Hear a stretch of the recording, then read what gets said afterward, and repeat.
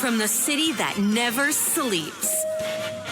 17 miles from Madison Square Garden, New York City. It's America at Night with Rich Valdez. America's favorite late-night talk program, featuring interesting guests from around the world and calls from across America. And now, here is your host, Rich Valdez.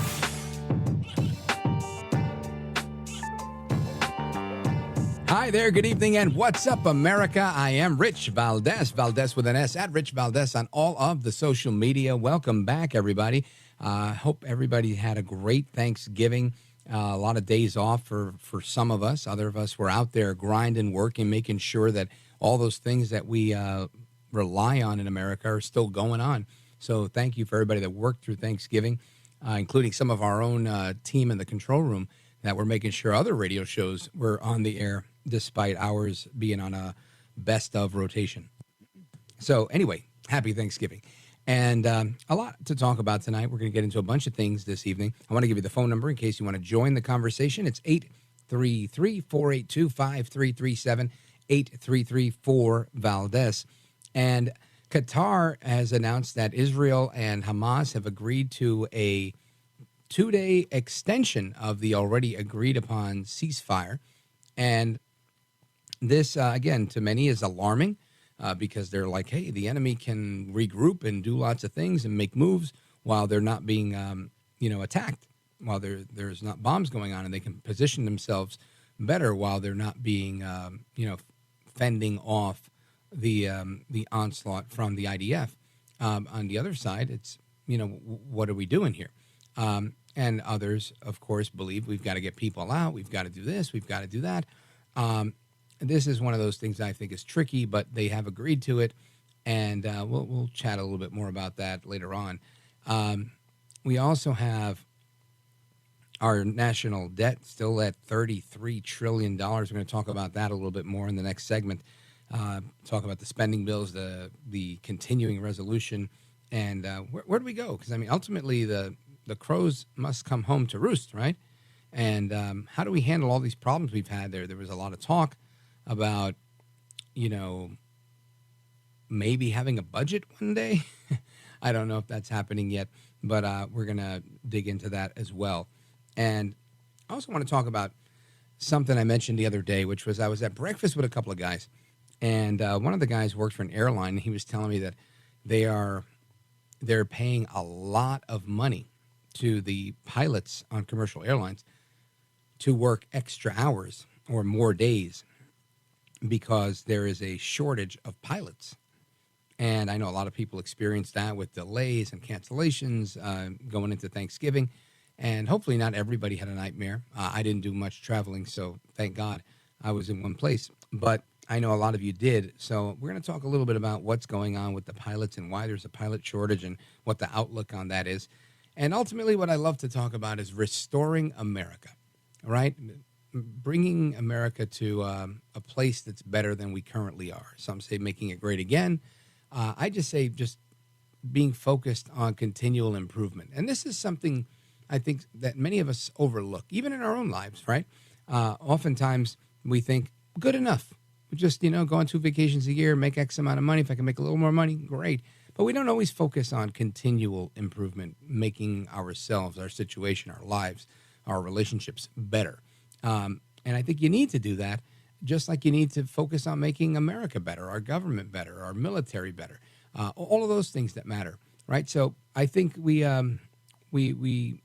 are well positioned to reassess our perspective. I had a lot of opportunity to reassess perspective over Thanksgiving. There was days prior to Thanksgiving where I was a real negative Nelly, right? And I was saying, oh my gosh, will America ever survive? And one of the conversations that came up at Thanksgiving dinner with a friend of mine who's a former state trooper in New Jersey. And he tells me, Valdez, really, what's going on?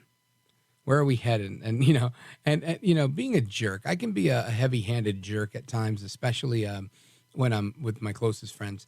and those that care about me the most, I tend to let loose a little bit. And I tell him, I said, we're going to hell in a handbasket. This is not looking good. And he goes, I knew it. And I said, no. Honestly, I think we are, it can look dire. Things aren't great, but so we shouldn't put our heads in the sand. But at the same time, I think there is opportunity. There is hope. There is a way for America, for us, for each and every one of us to make things better. For the country overall, right? For the culture, so that we don't just take a back seat to some of the things that bother some of us. I'd say some of us that are more conservative than others. And it's okay, I think, to have differences of opinion, right? People are going to have different views on things, but it's not okay to endanger minors, right? And so when we talk about a woke policy or queer theory or gender ideology being injected into classrooms, when we see our own national report cards sliding in the wrong direction, where we see people not getting the level of education that they used to get, not producing domestic doctors and nurses the way we once did. And it's not just the quality of education. I think it's also the amount of medical schools that we have and how many students they accept is also part of the issue. But the fact that we have so much imported talent when it comes to medicine is or even pilots for that matter. Anytime you have to start importing critical functions, you got to check yourself, right, as a country and say, why aren't we doing better?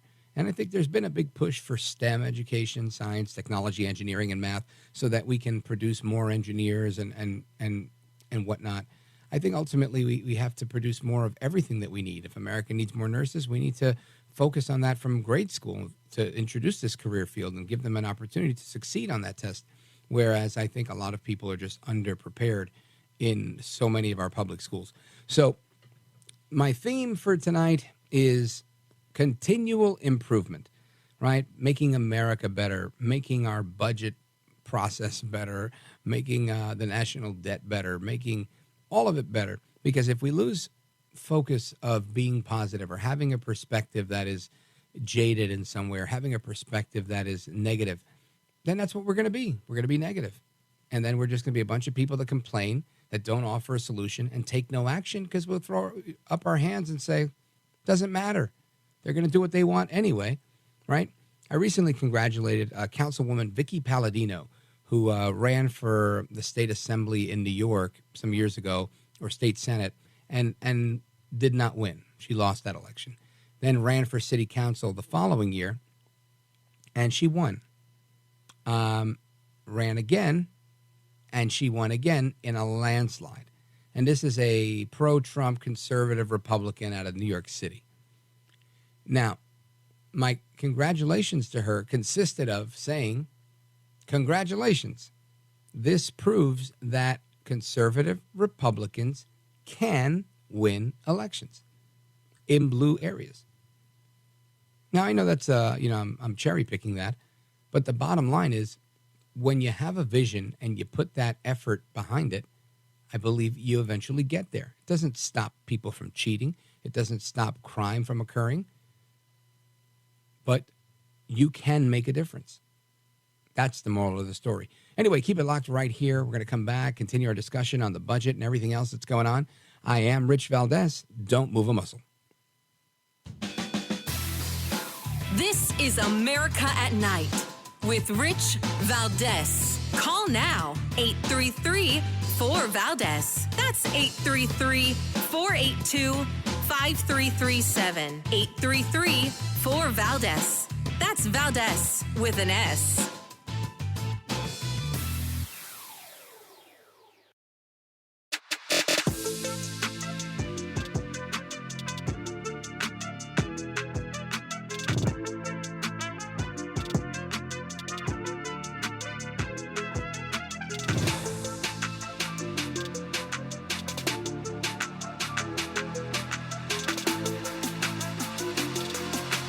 By the way, your ratings are up. Congratulations, everybody. It's always nice to check I like to see, even if they're friends, I like to see how are they doing. Are people listening, right? That's but right. You're doing great. America at Night with Rich Valdez.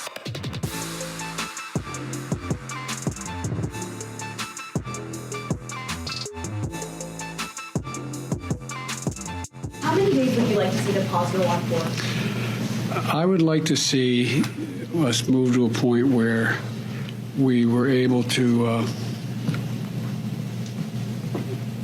well, let me put it this way. I'd like to see the pause go on as long as prisoners kept coming out.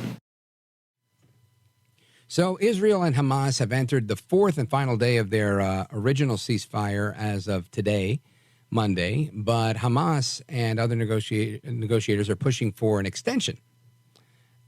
So far, they've gotten 58 hostages released. The ceasefire began on Friday, exchanging them for 150 Palestinian criminals held in Israeli prisons. Hamas is widely known to use these ceasefires as time to recuperate from the devastating blow of the IDF, and this is obviously the result of what happened on October 7th. So this is where they are. Biden says he wants to see it go on as long as possible. And listen, if I were president, I'd probably say the same thing. You know, my first question when he called for this ceasefire was, why didn't he call for a ceasefire from Putin, right? What happened there? There was no calls for ceasefire there.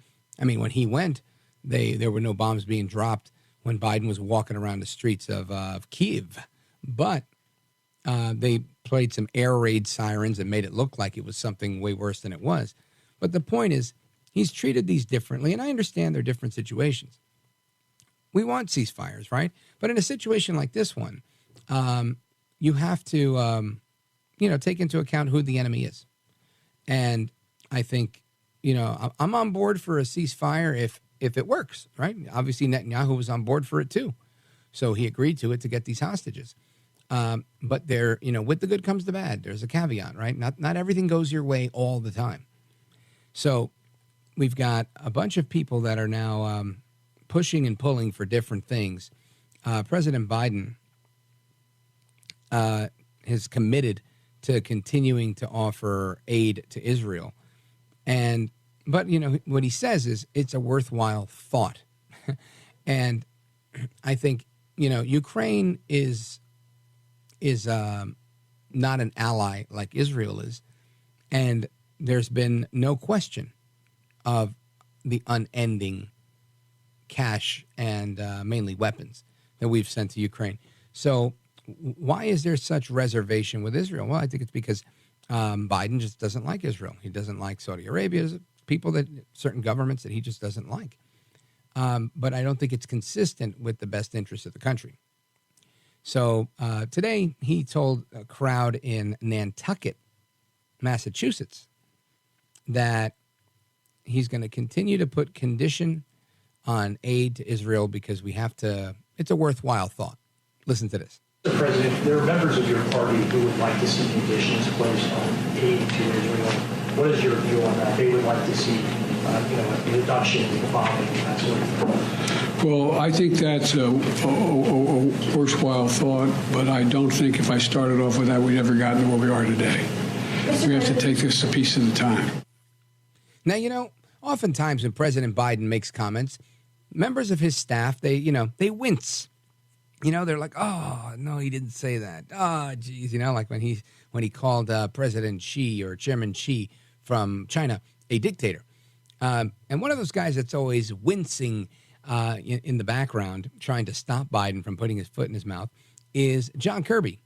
And John Kirby today was at the White House press briefing saying the same exact thing that President Biden said, which I think is interesting. So it seems like Biden is now taking the cues of John Kirby when he says it's a worthwhile thought.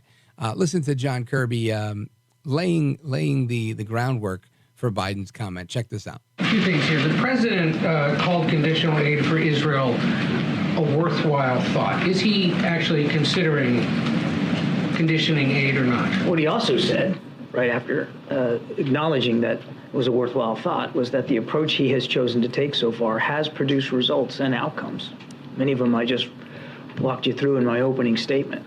So the approach that we're taking with Israel and quite frankly, with our partners in the region, is working. It's getting aid into people that need it. It's getting a pause in the fighting. It's getting hostages out. It's getting Americans out.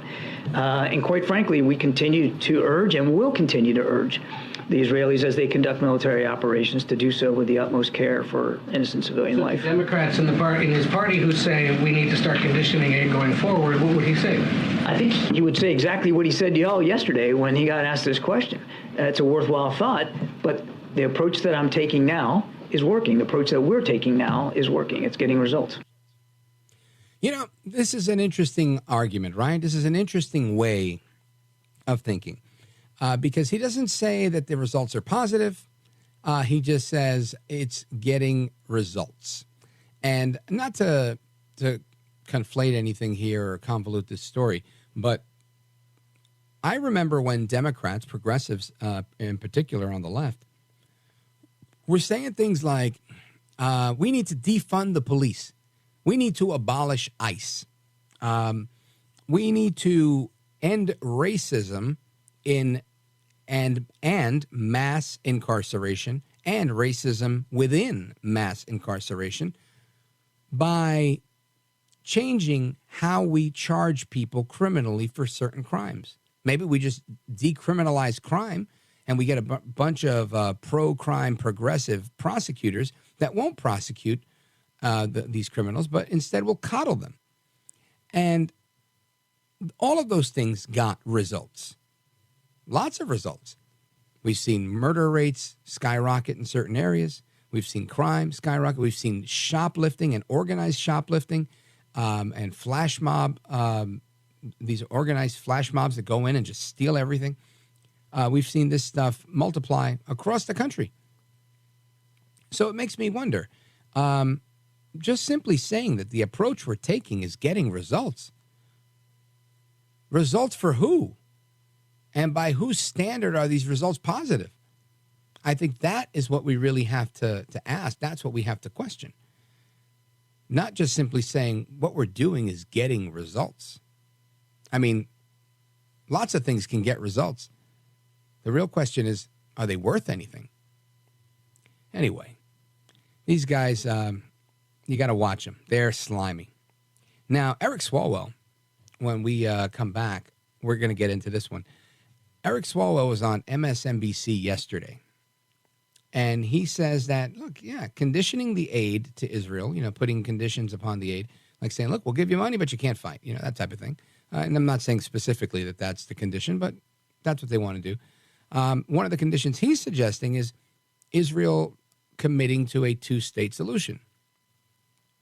And, making the statement that everybody likes to hear, right? You can be pro-Palestine, pro-Jewish, and anti-Hamas. And this is a nice idea. It's a nice idea, although I think we've tried this one, right? I think this has been on the table most of my adult life, this idea of a two-state solution. I'm not saying that it's impossible, but some of the experts that I brought on, most of them tend to think that it's pie-in-the-sky thinking. If they haven't done it yet, why would they do it now? Now, I guess it's a negotiation like any other negotiation, right? Where somebody's got to concede to something somewhere, and you have to kind of meet in the middle. But the question is, if it hasn't worked hasta la fecha, right? Up to date, to this date, and why on earth would we continue to pursue that in the future? Right? Why don't we put together some conditions that might actually work? Anyway, don't go anywhere, folks. We're coming right back. It's America at Night with me, Rich Valdez. Don't move a muscle. Your call's coming up next.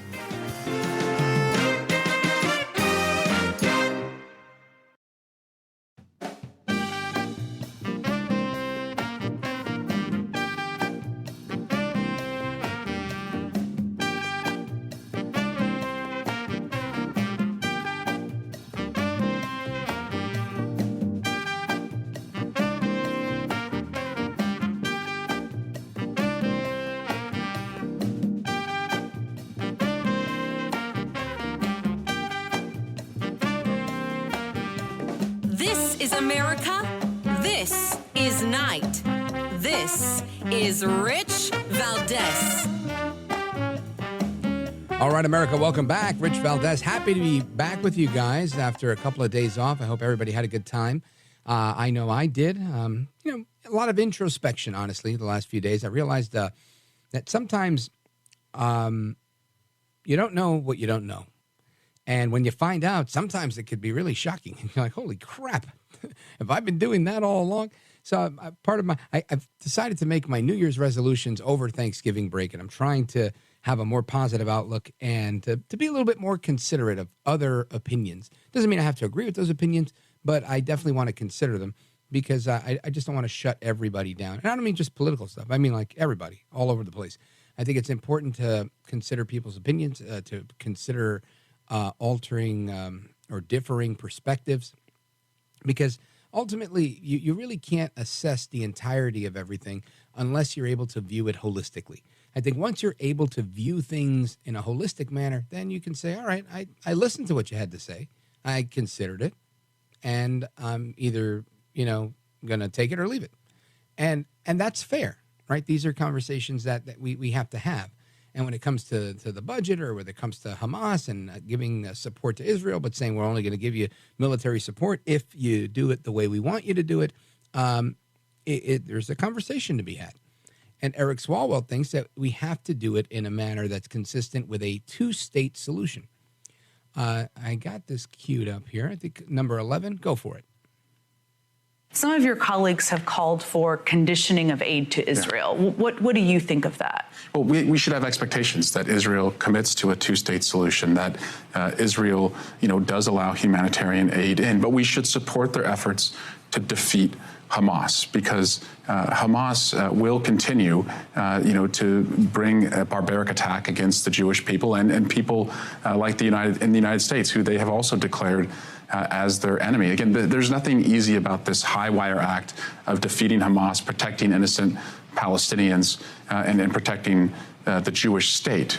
But if you step back, I think you have to be an aggressive listener. In this situation, my district has one of the largest Muslim American and Arab populations in the country, and understand the Islamophobia that they're experiencing, the family members they have in this conflict, and also to understand that anti-Semitism is at a peak in this country right now, and parents are concerned about their kids being out in the community. You can do all of that. You can say Hamas is a terrorist state. You can say Israel should protect against innocent life. You can be pro-Palestinian, anti-Hamas, and pro-Jewish state, and against the leadership of Israel right now, and not be contradictory. And you just, as I say, you'd have to be an aggressive listener right now. And I think, and we'll all be better off, and the policy will be better if that's the approach we take. Now, I don't know much about aggressive listening. I think I try to do attentive listening, and I listen intently. I try to, at least. Although sometimes you got to tell me something 10 times before I get it. But the reality here is, while on its face, what Swalwell is saying makes sense, but that's how real rhetoric works, right? But that's not really what they're calling for. Because if you say you're going to be anti-Hamas, pro-Palestinian state, pro-Jewish state, that in theory is all great if you can pull that off. But in reality, I think we have a different outcome, right? And we're going to speak in generalities because we're in America and they're in the Middle East. But those that we interview, those that are on the ground, those that we've spoken of, all seem to tell a very similar story. Similar, not all. I don't think everybody agrees on everything. But I do think that the fact that you have a regime, and I'm going to call them a regime because they claim to be a political party, Hamas, but they don't hold elections, and unless the elections are every 18 years or whatever it is. So I believe that to make the supposition that the people living under Hamas rule, at least in part, are complicit is somewhat of a fair statement to make. Somewhat. I say that it's only partially fair, because that would be like saying well, you all in America, you elected Joe Biden and treating me as if I did that. Right? I didn't do that. I didn't vote for Phil Murphy in New Jersey. I didn't vote for Joe Biden to be in the White House. But somebody from abroad could look at me and say, oh, you guys did that. Or more granularly, whenever I criticize folks like All Out Crazy, our least favorite congresswoman from the Bronx and Queens, AOC, All Out Crazy herself, Alexandria Ocasio-Cortez. Whenever I do that, somebody inevitably says, well, you brought it on yourself. You and the people in New York, you're the people that voted for her. Is that fair? Now, I realize there's no elections, but I would say some part of that statement is true. There are some New Yorkers that voted for AOC. There are some Palestinians that clearly support what Hamas is doing, that they haven't rebelled. Now, we heard from one guy, we played the audio on this program, I think a week and a half ago, where he was talking about his brother that was killed by Hamas because he spoke out against them. So he exercised some free speech, and his speech wasn't very free, and it cost him his life. So I think you silence your opposition when you shoot them, right? Ultimately, that's how that works. Chairman Mao, the founder of the Chinese Communist Party, is famous for a quote, or has a famous quote, I should say, that says, political power comes from the barrel of a gun. Now, of course, that's not a statement that's true in the United States, although I'm sure you'll find a lot of people that argue and say, oh, it absolutely is. But by and large, that's not the case here. Right? So while I understand Mr. Swalwell's desire to be all things to all people, I think you just don't have that situation. It's not available. You don't have a democratic process where Palestinians vote for Hamas. They voted once, and some of them may support them. Some of them may applaud when they're bringing dead bodies through the street. That may happen. But I know that there's a number of them that I've spoken with myself that called into talk radio over the years that have said, look, we don't have a problem with the Israelis. Matter of fact, many of us go there to work. We have a problem with Hamas. So it seems you have the Israelis having a problem with Hamas, and you have the Palestinians having a problem with Hamas. So I understand, again, what Swalwell's saying, but I think in theory it's difficult to pull off because you can't account for Hamas. They're there, and they're there by force. So unless they're removed by force, how do you have a two-state solution? Right? And this is why you can't put conditions, in my opinion, or at least that kind of condition. Because ultimately, these people have to be eradicated. Not the Palestinians, not the Jews, the terrorists, from whichever side they be. Ultimately, the evil has to be rooted out so that the people can have an opportunity to flourish. You can't live under oppression and flourish and thrive. If I'm wrong, you let me know. And if you're trying to call, by the way, if you're trying to call in, I believe the deep state is acting up again and our phone line is jacked up. So I'll let you know once they get that fixed. I don't want you to think we're ignoring your calls or we don't like you or we're not answering or maybe our call screener is asleep in the studio. None of that is true. We are on top of it, and we've got our crack team of engineers and IT people on the case to fight the deep state and the attack on our phone line. But until then, you keep it locked right here. I am Rich Valdez, coming right back. This is America at Night with Rich Valdez.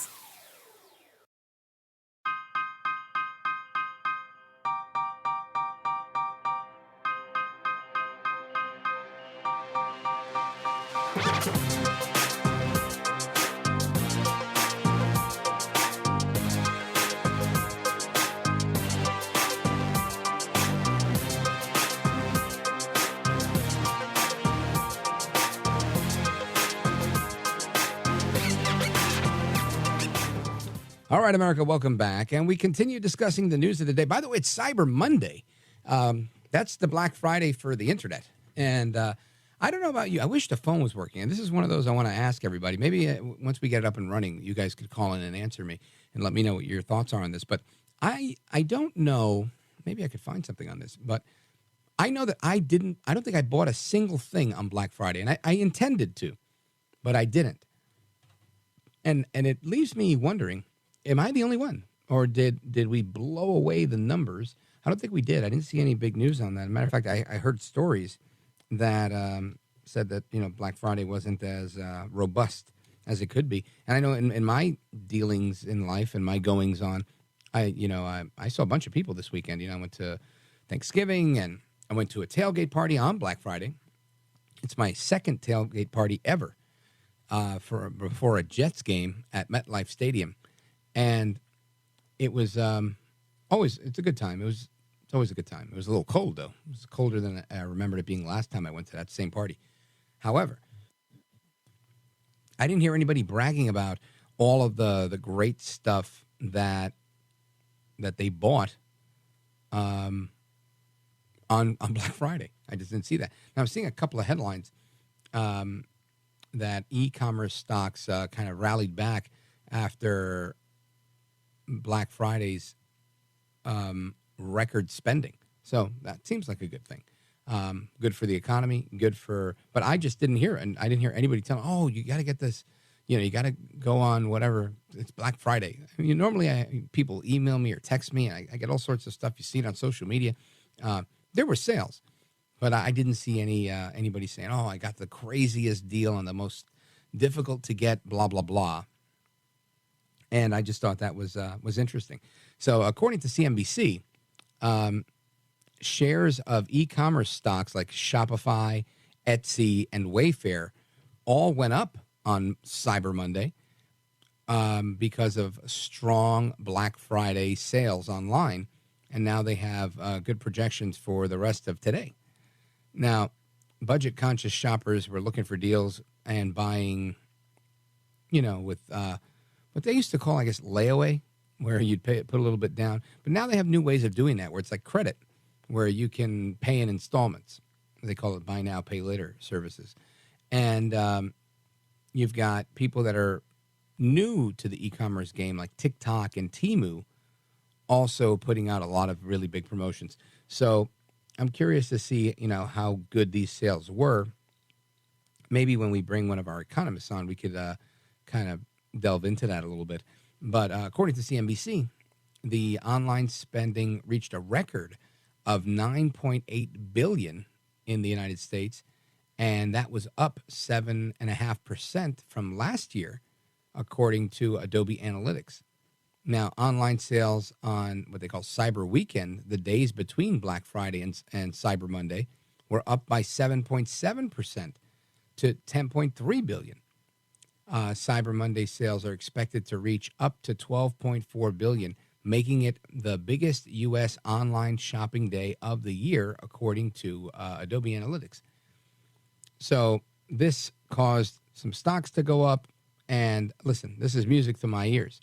My question now becomes, how does this translate into the rest of the economy, right? I'm grateful that people are spending, and trust me, I think we all want the same thing, right? We all want to be able to buy more things, spend more money, and have a good time when it comes to Black Friday, the holidays, et cetera, life in general, right? Take that extra vacation, do all that stuff. And we've got I wanted to get into this other story. I'll get into it in the next segment. But there was Biden. He, instead of taking a victory lap on a good Black Friday, which is what any good politician would have done, he decides to say, well, you know what? The problem with inflation really isn't him, his administration, the massive spending from when he took over the White House during the pandemic from Trump, and the massive spending, I think $6 trillion in new spending. He says, no. It's the corporations. The corporations are to blame. I got to tell you, I mean, he wouldn't be a politician if he wasn't doing this type of thing. But never ceases to amaze me, right? The things that he picks. And even when he has a chance, And listen to President Biden complaining that these companies are taking advantage of you, and that's their fault that we have inflation. Any corporation that's not brought their prices back down, even as inflation has come down, even as supply chains have been rebuilt, it's time to stop the price gouging and give the American consumer a break. Yeah. Now, listen, I'm not saying that that's not happening, and I agree with that statement. If there's price gouging going on, yes, of course, indeed, it needs to stop. But is that always the case? Or is it just that life got that much more expensive when our dollar became devalued because of inflation? Maybe it's a little bit of everything. We'll talk about it more straight ahead. 833-482-5337 should be up and running soon, just not yet. I'm Rich Valdez. Don't go anywhere. This is America at Night with Rich Valdez.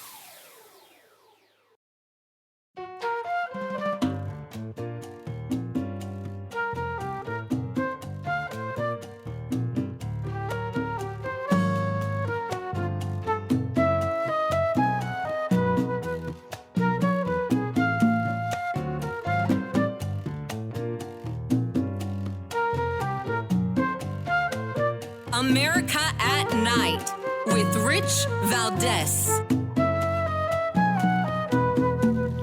So President Biden, as you just heard, was right before the break. He says it's the corporations. Prices are still too high, and he's arguing that the companies should lower their prices after an 18% jump in consumer goods since he took office. Now, the problem I have with this is, if it's the companies that are raising the prices by 18%, not the fact that inflation is really there, then it should be addressed, right? I mean, inflation has come down incrementally, so therefore prices should come down incrementally. And I feel like they have in certain areas. Like certain things have become a little bit more affordable, certain things haven't. And that adds in a lot of other things, right? Like supply chain issues, which he also addressed, saying that, and he's right on that, we do have to fix it. The problem is he's not doing anything to fix it. Right? So when he says that we need to fix the nation's supply chains, and that doing that, fixing these things, has brought down inflation. Well, first, let's listen to him say it. Listen to this. These savings matter to so many families, especially at this time of the year. And they're no accident when it comes down to supply chains. Did you ever think we'd be talking this much about supply chains? No, but I'm serious. It's critical. Everybody's beginning to figure it out. The average person knows what we're talking about. We talk about supply chains. So when you look at that, we say, what exactly are we talking about here? Because I know that if you take a look at, I don't know, let's just say used cars, right? Used cars are still just as much as they were a year ago. I think even new cars are just as expensive as they were a year ago. I don't hear anybody saying they went to the car dealer and things got cheaper. Now, I know that they might have produced a couple of more cars, but over the weekend I hung out with some old friends, and one of my buddies had a brand new 2024 Audi. Really nice. And I was like, oh, wow, it's really nice. I haven't seen this before. He said, no, I just got it. And he said, I actually had to wait because, they didn't have it in yet and blah, blah, blah. And I was supposed to have it in October, and I didn't get it until, like last week or something like that, or 2 weeks ago. And it made me think, and he was saying how he paid top dollar for it, like he couldn't negotiate. So if things as important as cars aren't budging, what are we going to do? Tell the car companies they have to lower their prices? It's supply and demand, right? I think it's Biden that's really got to do some fixing here because we didn't have this problem in the previous administration. Just saying. Anyway, we're coming right back with the rest of the show. I am Rich Valdez. Again, that number, 833-4-VALDEZ. Don't go anywhere. Coming right back.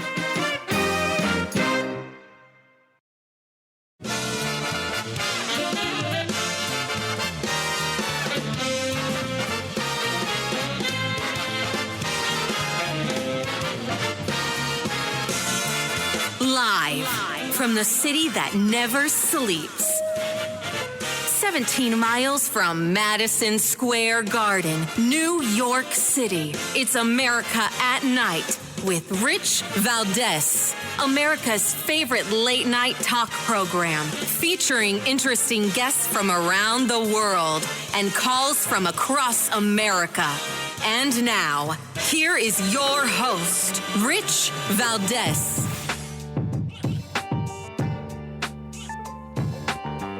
Hi there, good evening, and what's up, America? I am Rich Valdez, Valdez with an S, at Rich Valdez on all of the social media. Welcome to the program. It's Monday, hour number 2 of the show. Thanks for tuning in. Glad to be back. Hope everybody had a great Thanksgiving break. Thankful to have spent some time away for a couple of days. And for those of you who didn't get any time away, I'm thankful for you for doing what you had to do. You know, whatever your job is, people need to keep the lights on and keep the wheels of society rolling forward. So kudos to everybody. And I want to talk about this poll, right? There's a poll out, a pretty funny one, I think, that shows the least popular governor in the United States is still more popular than Joe Biden.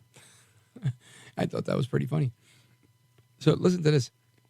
The least popular American governor is a Republican, Tate Reeves of Mississippi, and he is more popular than Biden. And this is according to a recent Morning Consult poll.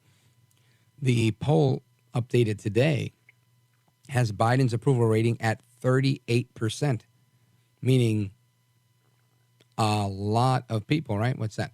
62% think he's not so great and don't approve.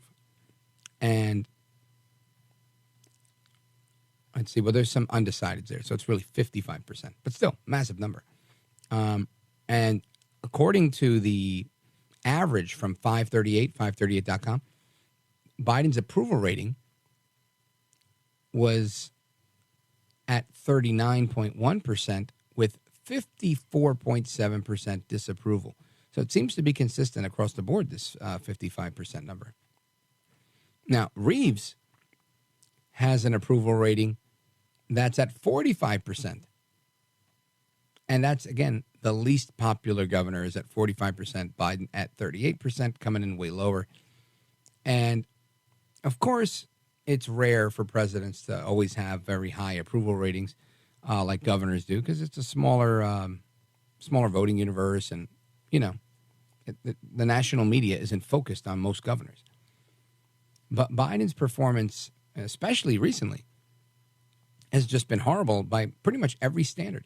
Now, and this is in the Hill, by the way, the poll from Morning Consult shows that every governor had an approval rating at 45% or higher.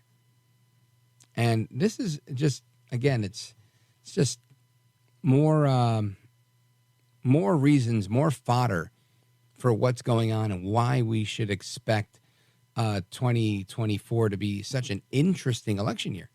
Because I think, my goodness, if Biden's doing this poorly right now, how does he turn it around? And of course, you know, I'm optimistic that he can turn it around. I'm not rooting for him, but I realize that, you know, he can start harping on how inflation continues to fall, and he's already putting pressure on certain manufacturers. And excuse me, the beauty of being a politician like Biden is that he'll do what he's got to do to get the result, right? And many of us do that. I know I'm guilty of that. I oftentimes will, you know, if I'm trying to win an argument, you win the argument. And, you know, it's not something you should bring into your personal life, but oftentimes professionally, this is how it is. And when you look at Biden, would you say it's outside of the realm of reason to think that Joe Biden would not do something? Right now he's using public pressure, right? Saying these corporations need to bring their prices down. But what about when he goes to his friends at Target, when he goes to his friends at other places and says, hey, look, here's what I can do for you. Here's what I need you to do for me. How can we come up with a deal here to make things cheaper? And then we could publicize this and say, you know what? Things are going great. How does he go to certain, food manufacturers and say, you know, I don't know, the head of the milk council and say, look, we need to bring down the cost of a gallon of milk. I don't care what you got to do. Make it happen, and I'll make sure you get X, Y, and Z on the back end. In the next budget, we'll have this in. We'll have that. We'll do, whatever deal they can cut. Now, I would say that's a good thing for the American people in many ways. I don't want the government interfering in private industry, but I still think Americans will be happy to pay less for milk. But it's not outside of my imagination that he would do such a thing to try and score a deal, to say, the cost of a gallon of milk's down to $1.97, whatever. I'm just throwing a number out there. But to make his point, to say, look, I've done good here. Things are great. Now, I know people are getting raises and they're getting promotions and people are doing well in certain aspects. And then there's a lot of other people that are somewhat stagnant and having to take on a lot of part-time work. Ultimately, I think people are going to vote their conscience, and they're going to vote with their pocketbooks. And it's going to be incredibly important, in my opinion, for Biden to really make good on some sort of promise. And right now, he's just saying we're getting results. We're doing the right thing. But I think the reality is there's a war going on, right? There are two wars going on.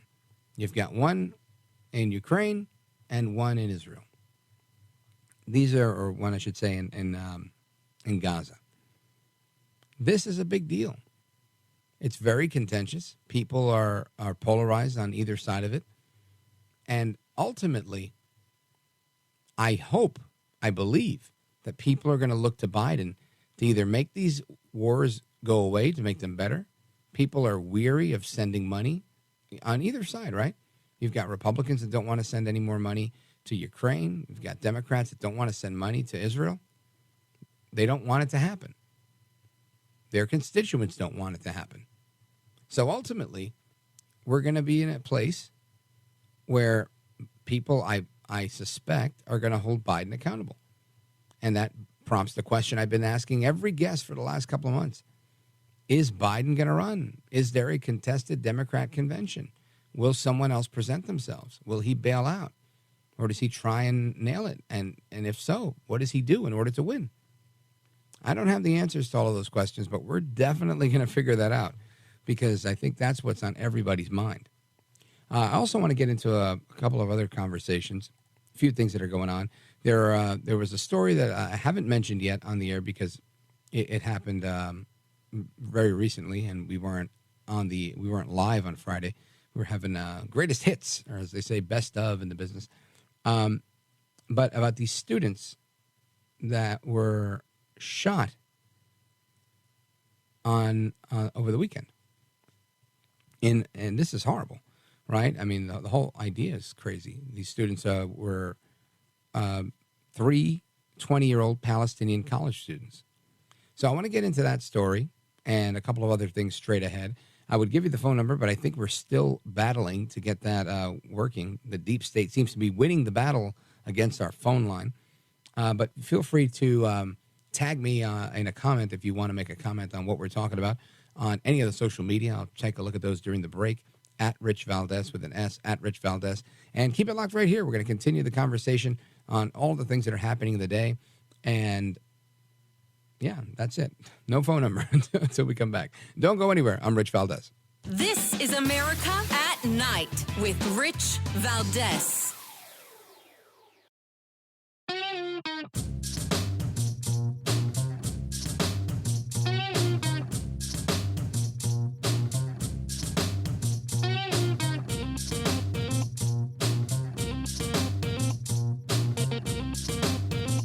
America at Night with Rich Valdez. He appeared very nervous. He was shaking. He produced his hands empty, stated, "I've been waiting for you. Why is that? I think I need a lawyer. Do you have any weapons in there? There's a shotgun inside. Anything else? I think I need a lawyer." And at that point, he was detained.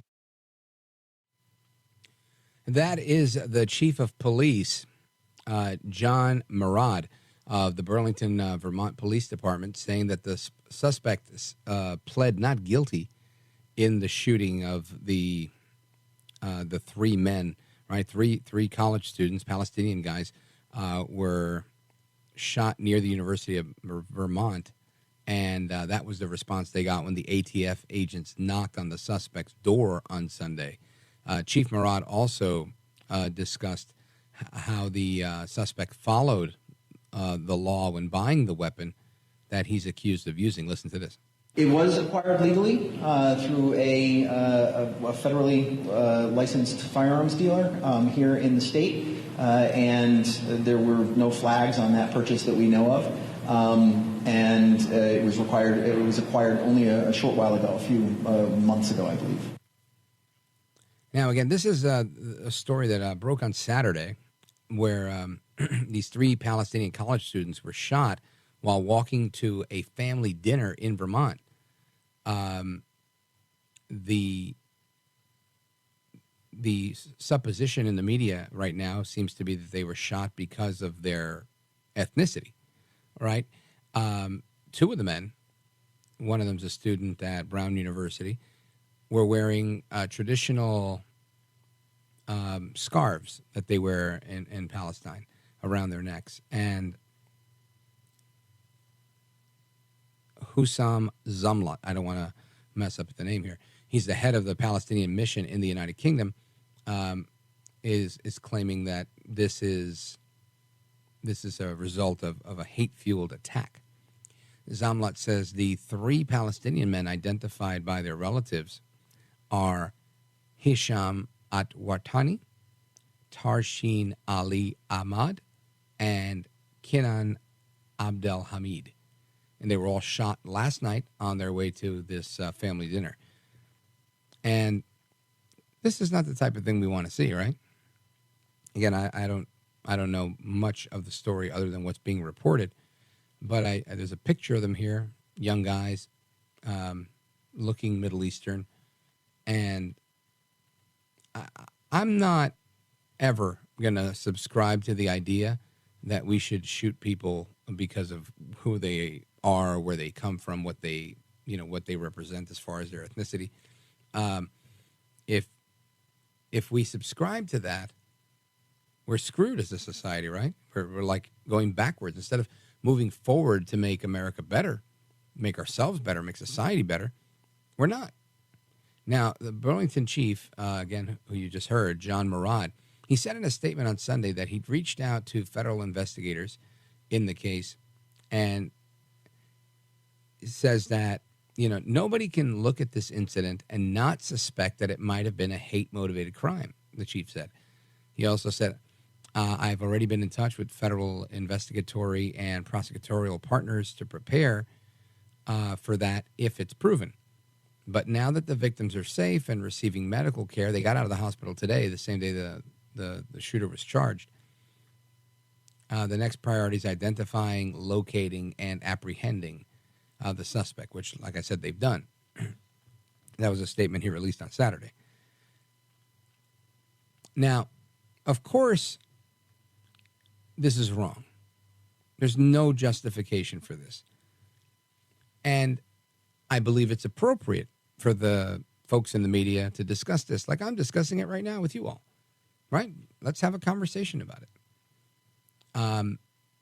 These are things we're supposed to do. We're supposed to be curious. We're supposed to ask these questions.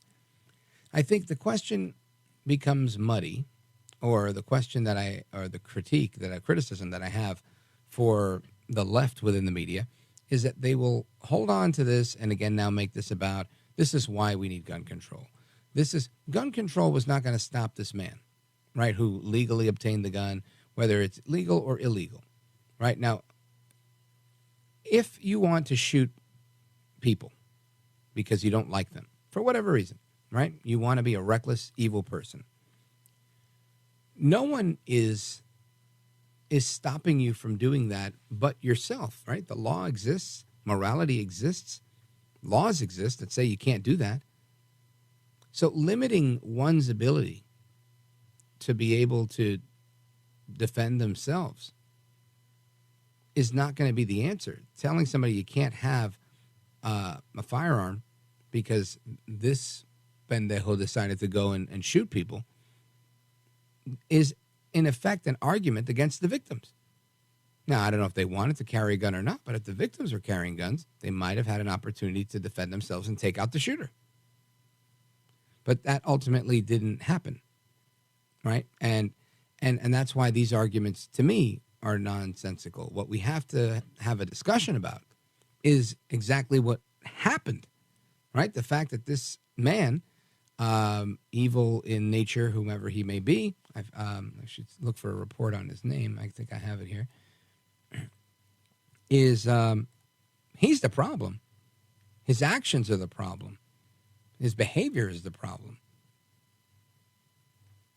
I don't understand how we get lost on that. And you're talking to somebody who, I argue with people on the phone all day long. I understand, the desire to always be right or to make your point. But the sum of all of this is that this guy did a bad thing. Whether he stole a car to run somebody over or he used his own registered and insured vehicle to run someone over, the problem is that he ran someone over, right? Making the example, the analogy here of running someone over. Well, it's the same thing with a gun. And for anybody to say, well, if cars were outlawed, it would be harder for them to obtain a gun or to obtain a car for that matter. No, that just doesn't make sense. Because if it did, then it would hold true in the areas that have the highest crime, where the majority of that crime is perpetrated by people who are obtaining guns illegally. Because bad people are going to do bad things irrespective of my ability and your ability and these students' ability to protect themselves. But anyway, it's just really unfortunate. Now, straight ahead, I want to get into a couple of more things. There's a few things I have on the agenda today. There was a story coming out of Iran. You got these Iran-backed rebels, the Houthis, that they fired a missile at a U.S. Navy ship after it came to the aid of a cargo ship that had ties to Israel, and these pirates kind of attacked it. So we'll talk about that a little bit straight ahead. I also want to get into a few other topics tonight. There's conversation about lots of things going on in the media, and one of those things is this discussion of reporting, right? And we talked about a little bit earlier about what's going on in Gaza, and I just mentioned my thoughts on my critique on the left within the media, and that still continues to be a thing where it's the importance of reporting accurately if you're a reporter, which I'm not. But if you are a reporter, you've got to tell the entirety of the story in the most neutral manner you can. This seems common sense. I'm preaching to the choir here. You know this, and I know this. But yet we know it doesn't happen. And to me, part of this notion that we want to make America great again, make it better, is clearly, this is clearly one of the problems we have. And this is not a problem of creating a new system. Right? We're not going to make a law saying journalists can't lie. This is a moral failure. It's a crisis of one's character. And that's what we have to focus on. Anyway, we'll continue that discussion straight ahead. 833-482-5337. I think we're closer and closer to being able to take your calls. So stick with me, folks. I'm here with you until 1 a.m. It's me, Rich Valdez, and I'm coming right back.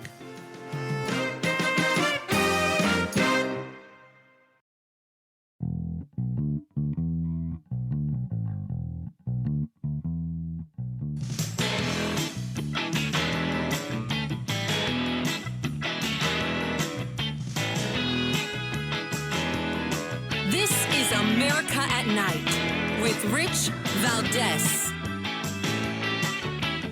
All right, America, welcome back. We have made progress with the problem on our phone line. So I'm going to blame the deep state for that. And they've provided us with a temporary phone number for tonight and tonight alone. That number, if you want to write it down and give us a call, join the program, feel free. 833-377-6630. 833-377-6630. Again, that's the number to call the show tonight because we had to reroute our lines to a different number while they repair the current 833-4 number. So 833-377-6630. Now, Earlier I mentioned a little bit about the issue at hand, right? We had a question of people traveling for the holidays, for Thanksgiving, and I didn't go anywhere. I stayed very local. I tried to even stay off the roads, but a lot of people traveled. A lot of people were all over the place. And on Wednesday, I had breakfast with an old buddy of mine, and he'd come in from South Carolina, and he works in the airline industry.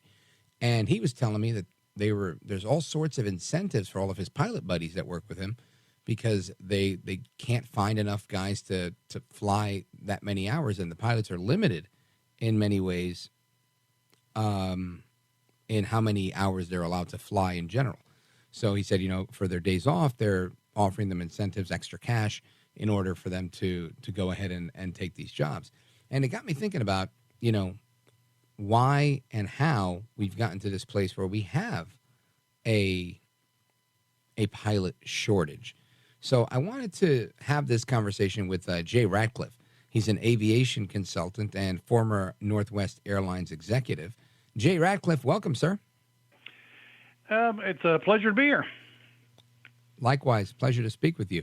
So Thank you. let's talk about this pilot shortage, because it seems that some pilots are getting six-figure bonus offers, and airlines are trying to poach pilots from other airlines, and there's a whole new process with one airline. So let's talk about, how did we get to this place? Is it because people aren't interested in being pilots, or is there massive demand? It pretty much started at the beginning of the pandemic. When we rolled into that, airlines and the executives really had no idea how long it was going to last. And they knew that many of them were top-heavy with regards to their employees. And so they rolled out some incentives, some aggressive incentives, trying to see if they could get not only the senior pilots, flight attendants, mechanics, even the customer service representatives to take early retirement. The thought being that if this was going to last for a period of years, with a few more years after that for us to see some sort of a recovery, not knowing what that recovery might be, the idea would be trim as much of that overhead payroll as you can. And you start with the people at the top. And the airlines were shocked at the number of people that stepped forward to take that early buyout. Southwest Airlines in their history has never laid off a single employee. And they were certain, okay, this is going to be the time when it's going to happen. But they had nearly 20% of their personnel step forward, not all pilots, to avoid having any sort of a layoff at Southwest. So the pandemic goes through its course. We start to see a return to the demand for travel.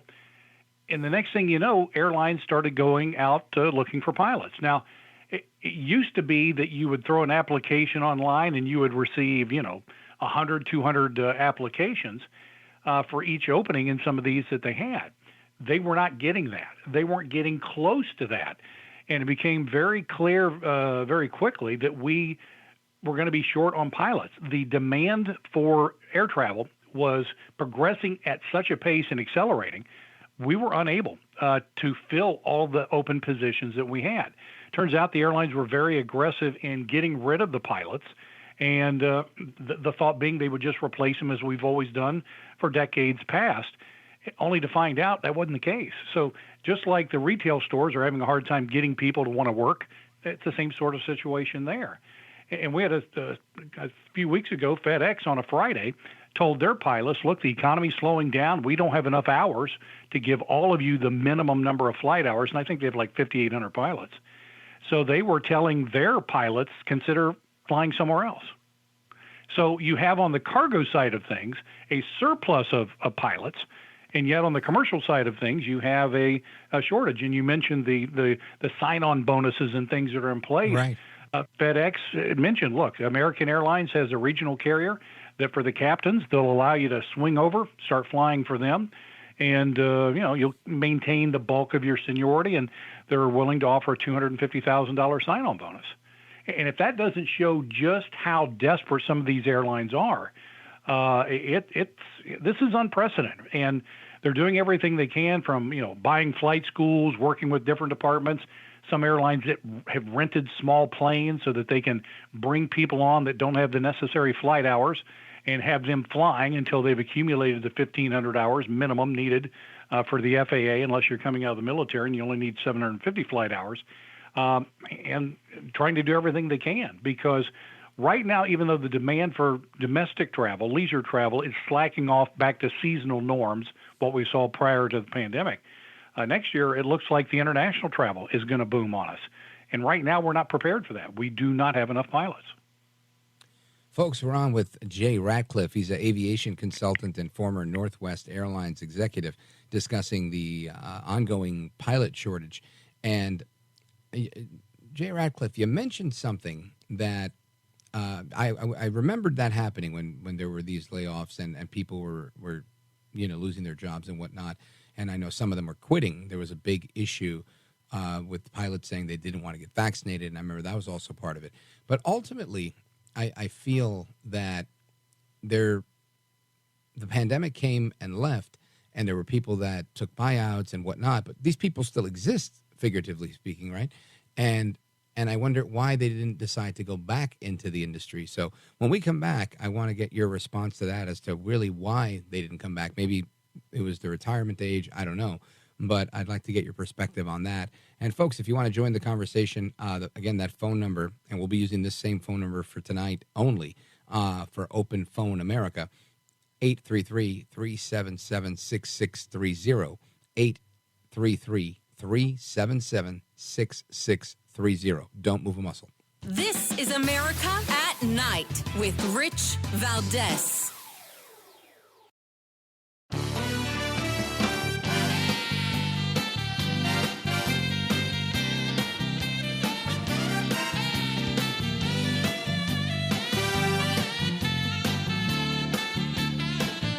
America at Night with Rich Valdez.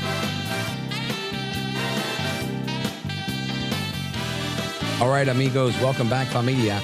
You know, one of the things, one of my biggest pet peeves is when somebody misspells my last name with a Z rather than an S, right? And I know I shouldn't get really bothered by that. It's a very common occurrence and a common mistake, an understandable one. But when I do it to somebody else, I always take exception to that. So I've called our guest Jay Ratliff, but it is Jay Ratliff, and I apologize for that. Jay Ratliff, welcome back, sir. Rich, if that's my biggest problem of the day, my friend, then then I'm not having the kind of day I should be. So that's not a problem at all. Having worked at the airport for decades, you're called all kinds of things. So believe me, it's not a problem at all. But I appreciate it. Sounds like radio a little bit, huh? You got it. Absolutely. I don't doubt that. So we left off with you explained to us and really well that the issue that we faced with the beginning of this pilot shortage was the fact that the pandemic hit. They said we're not flying anywhere and we have to unload some of these people. Great. I figure there's people that are retirement age, they get bought out and whatnot. I guess I don't know the scene like you do. Were the majority of pilots close to retirement age, and that's why they didn't come back? Or is there another reason that people left and didn't come back? As usual, you're spot on, because that played a huge role in it with a lot of the pilots that were leaving prior to the mandatory retirement age of 65. And when you look at the projections for the demand for air travel here in the United States and around the world, you do the math. And we have, about half the pilots that are flying today that are going to hit that mandatory retirement age in the next 15 years. So if we can't keep up with replenishing the pilots now, it's only going to get worse as we proceed. But here's my big concern. There's a movement that's going on right now in Europe. It's kind of spilling its way over here, that the technology that's available to us in avionics can allow comfortably, safely, a pilot to be a single pilot on a given aircraft. Airbus right now is in the process of designing some mock-ups for cargo airlines, and the thought is eventually it could go to commercial airlines where there would be a single pilot cockpit. The thought being that one pilot, given the automation at hand, can safely operate an airplane without any problem at all. And the selling point that they're going to push at us, and believe me, I hate this idea. I want 2 experienced pilots on the flight deck. But they're saying, Jay, look, if we have a shortage of pilots, this is the perfect situation where we have 1 pilot instead of 2, and that way we can expand as we need to. A lot of the cities since the pandemic here in the United States, I think we have 150 airports that have lost about 30% of their service. You have 500 airplanes that are still parked. They're mainly regional airlines, or aircraft rather. And the thought is this would kind of help solve some of that problem, because we're not getting the people from the military that we have received in the past, because they're producing fewer pilots. There's so much of the automated flights that are going on right now. It's just not the farm system it used to be. And there's a movement, of course, right now to raise the retirement age from 65 to 67. That will help. It's amazing it's taken as long as it is to get the buzzards on both sides of the aisle in Washington, D.C. off their rear ends to do anything, because that should have happened a long time ago. But that's going to be a measure that's going to help us only a little bit. There are some airlines that are out there saying that 1,500 hours, that's a lot for a pilot. Let's bring that back a bit, where we have pilots qualifying with fewer flight hours. That way, that would solve the problem. And thankfully, the Federal Aviation Administration, who's been known for doing some not real intelligent things, they stepped forward and said, absolutely not. We're keeping things where we need to, and I'm glad for it. And, coming off the Thanksgiving travel week that we had, the Super Bowl week for airlines from the 17th of November until today, the last of the travel Thanksgiving holiday, it's amazing that we had more people flying on fewer planes this Thanksgiving holiday than we'd had before, because we have so many pilots that were short, and they still pulled off the ability to have more people flying, which is really quite the accomplishment. Yeah, and kudos to them. But I think does this create a fertile ground for a problem of burnout? Yes, absolutely, absolutely. And I think one of the things that we're looking at is the real need for some additional mental health examination. And the Federal Aviation Administration, in light of some of the recent issues that we've had with pilots here in the United States, they're actively now trying to come up with a committee that can look at, hey, what's the best way for us to help pilots that have some mental health concerns? Now, the airlines are very good about self-reporting. You're allowed to self-report yourself as far as any addictions that you need problems getting through, and the thought is it will not be held against you. The problem is sometimes that has happened where it's been kind of held against pilots, and there's a real reluctance on the part of the men and women in commercial aviation to step forward and say, I have a problem. So they're trying to figure out what's the best way for us to address that, where we can help people that need the help, and with the tools that we have available right now, because a lot of pilots are getting burnt out. Of course, you still have several airlines that don't have contracts where the pilots are kind of going back and forth, and they're under stress because they're worried. They see the demand for travel slowing down, and they're looking at the idea that they don't yet have a contract locked in, and that's stress. And then they're being asked to fly more hours. And of course, the FAA mandates how many hours a pilot can fly in a given day, week, or month. But the problem is, if you've got a lot of off time that you had planned on taking, sometimes the airlines can't accommodate that because of the demands of the full schedule that they're pushing out there right now. Wow. Jay Ratliff, I want you to stick with us. We're going to wrap this up in a moment. Folks, we're on with Jay Ratliff. He's an aviation consultant, was an executive at Northwest Airlines. And really enlightening conversation, because oftentimes we hear about the problems that are happening in our society in the news and whatnot, but we don't know about the genesis of these problems and the ongoing plight that we face with these problems. So I'm grateful for the conversation. And again, if you want to join the conversation, the phone number 833-377-6630. New temporary phone number for tonight, because we had an issue, I like to say, with the deep state messing with our phone lines. But they can't keep these good men down in our control room. They were able to patch it back together. 833-377-6630 is the phone number. Rich Valdez on with Jay Ratliff, and we're coming right back. This is America at Night with Rich Valdez.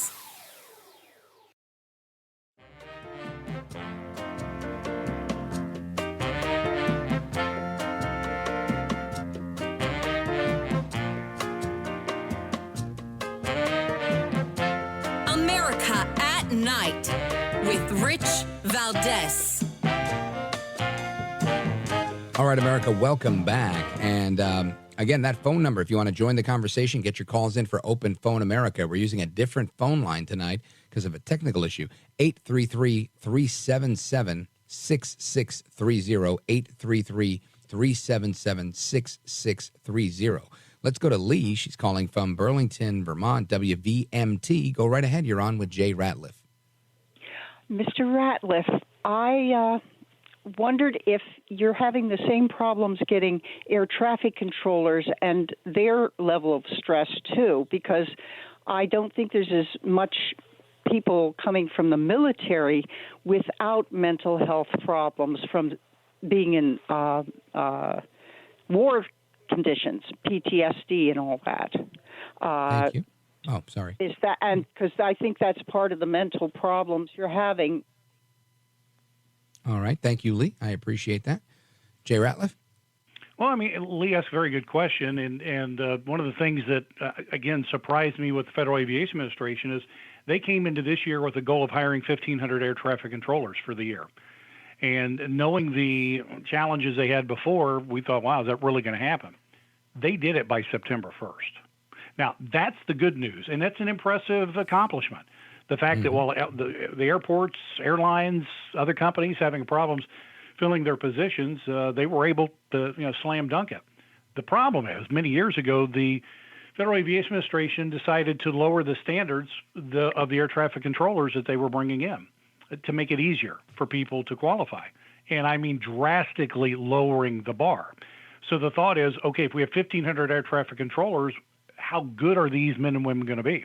And I think that's something that we're really looking at. And I can tell you this, you've been aware of some of the near misses that we've been having at an alarming rate across the country. Some of the investigation that's being looked at is, the communication between pilots and air traffic controllers is an issue, but is it the lack of expertise in some of these air traffic controllers that's adding to this increased number of near misses across the country? And that's something that's being looked at. So on paper, the FAA has checked the box. They've hired their 1,500. They're going to try to hire more than that next year if they get the funding, and hopefully they will. So it's not a matter of not having enough bodies. My question is, the people that are there, are they as qualified as they need to be to rise to the occasion here?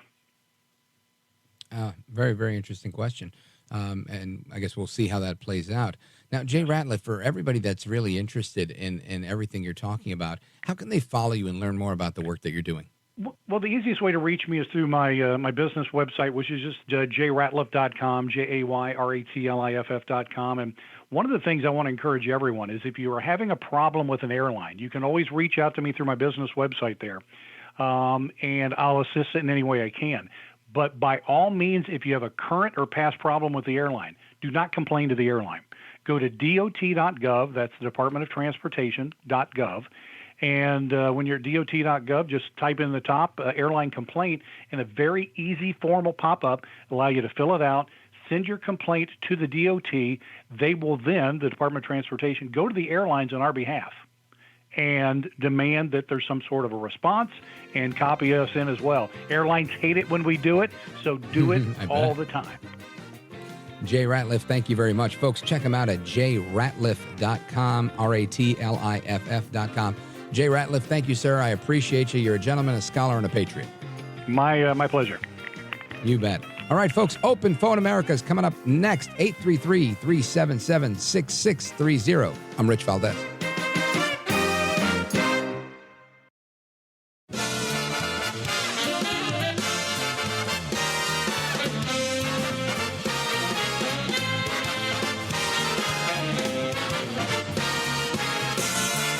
Live from the city that never sleeps.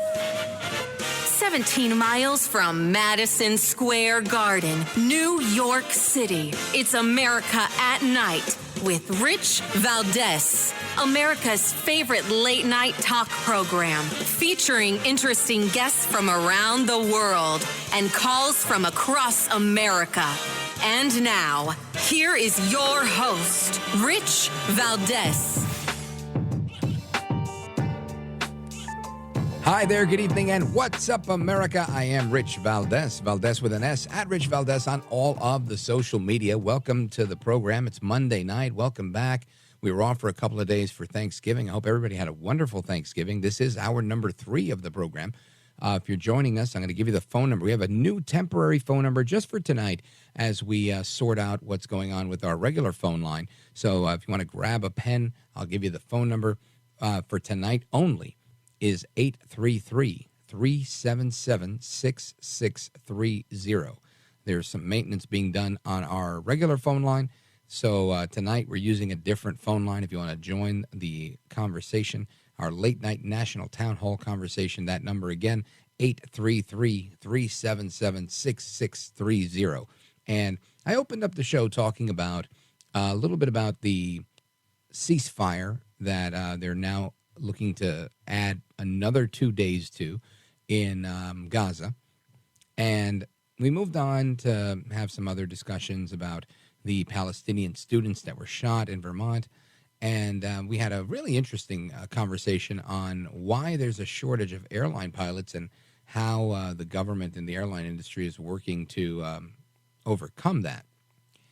And a couple of things that I want to bring into this hour are Elon Musk. Obviously, you've heard the news over the last couple of days about the organization known as Media Matters saying that he was anti-Semitic and putting pro-Nazi content next to certain advertisers. And turns out that it was only him and his team, well, him being Brock and the Media Matters team, that kind of engineered this stuff to make it look that way, and then made this complaint against Musk, which caused Twitter, now known as X, to lose a bunch of sponsors and advertisers. So interesting, he's really fired back, and he just spent the weekend in Israel meeting with Netanyahu to prove that he is not a anti-Semite, and visited Gaza over the weekend, and maybe we'll get into that a little bit as well straight ahead. Plus, I want to talk a little bit about artificial intelligence, AI. The other day, I shared a what they call a deep fake AI, and a video that looks very real, and it was of a clip of our least favorite congresswoman from the Bronx and Queens, Alexandria Ocasio-Cortez. And if you want to see it, it's on my social media pages on Facebook, and I think it's really only on Facebook. I don't think I shared it anywhere else.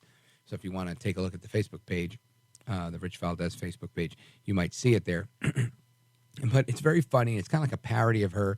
It sounds just like her. Looks like she's saying it. It's amazing what they can do. And she is known for saying outlandish things, sometimes often foolish. But this one is not one that she said. It's what they call a deep fake. And it was about the ceasefire. And she said, the thing about ceasefire is that you see fire. So if it's a bonfire, if it's a candlelight, a candle flame, whatever it is, you're seeing fire. And it was really comical to me, and that's why I shared it. But so many of the commenters on that were saying, oh my gosh, I can't believe she would say something like that. And a couple of them, I had to remind them this was a deep fake, like I mentioned in the comment. And it just goes to show you the ingenuity and the prowess that AI brings to the table. Not that I'm a defender of this. I'm just saying it's amazing what you can hear people saying and make them say, in effect. So AI is now the cause for lots of things. And Sports Illustrated's in some heat for AI, so we'll get into that as well. And I also wanted to talk about that one story about the Houthi rebels shooting a missile at a U.S. Navy ship. So we'll get into that as well. But I want to get to some of your calls before we take our first pause, because there's a few of you that have been on the line patiently waiting. And I want to give you the phone number again, the phone number for tonight only, as they do maintenance on our regular line. The phone number tonight is 833-377-6630, 833-377-6630. And let us go to Maggie. Maggie's in Roseburg, Oregon on KQEN. Maggie, go right ahead. You're on with Rich Valdez. Welcome. Thank you so much for taking my call. This is the first time I've been able to call into your show. I first thank you so much for bringing Jay on. And I'm a little bit tainted, and let me explain to you why, and then I would like your opinion about kind of what I'm feeling. Many years ago, I served 35 years in the military from 1974 until 2015. Thanks for your service. 10 of those were active duty. Thank you. Yeah, 10 of those were active duty. I volunteered for Vietnam, and I was actually in Korea when Vietnam fell. I was a combat medic, medical corpsman, and became a licensed nurse later.